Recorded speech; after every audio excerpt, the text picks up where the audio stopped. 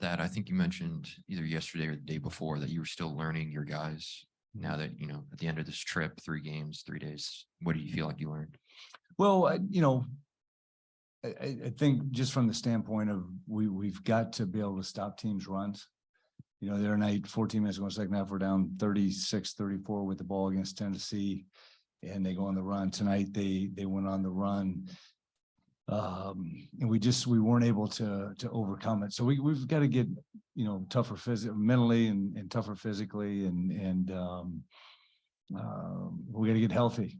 I don't know when that's going to happen, but 3 games in 3 days with 8 guys is tough. And so, we got to keep building it. And like I said, I like these guys. We got to play better. We got to coach better and all that.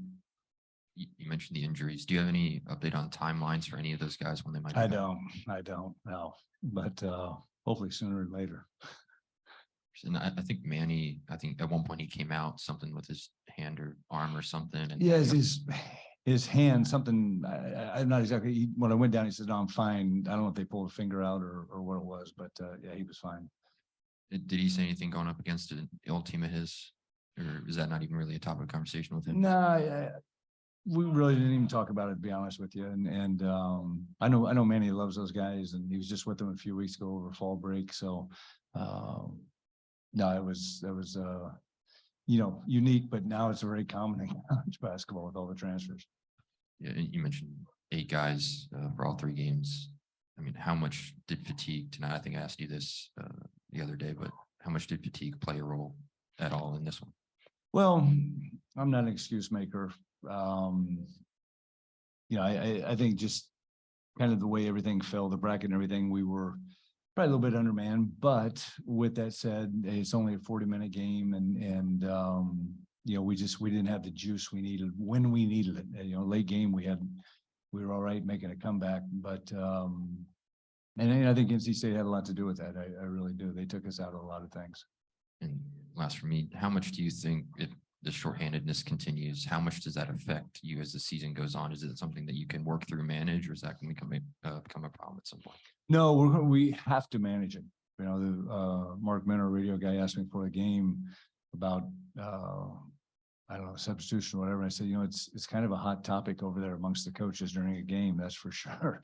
And but I thought Eric's 2 fouls in the first half really hurt us. I thought Miles did a good job, but Eric's played in a lot of games like that, and that was tough for us. Bless you.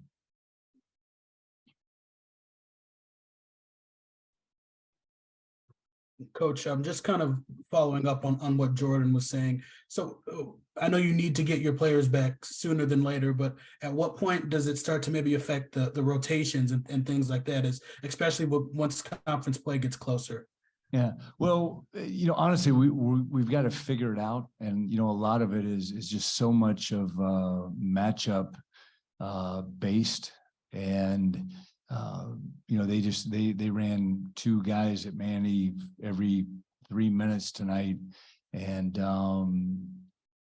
and I thought Connor honestly did a pretty good job. I mean, this was a heck of a tournament for him, and he definitely is growing up, which is good for him and good for us. But we're going to have to figure it out on the fly a lot of times, just in terms of matchups and who we're playing. And we're small right now, so rebounding is kind of something we got to continue to improve on, and find ways to get rebounds so we can get out in transition.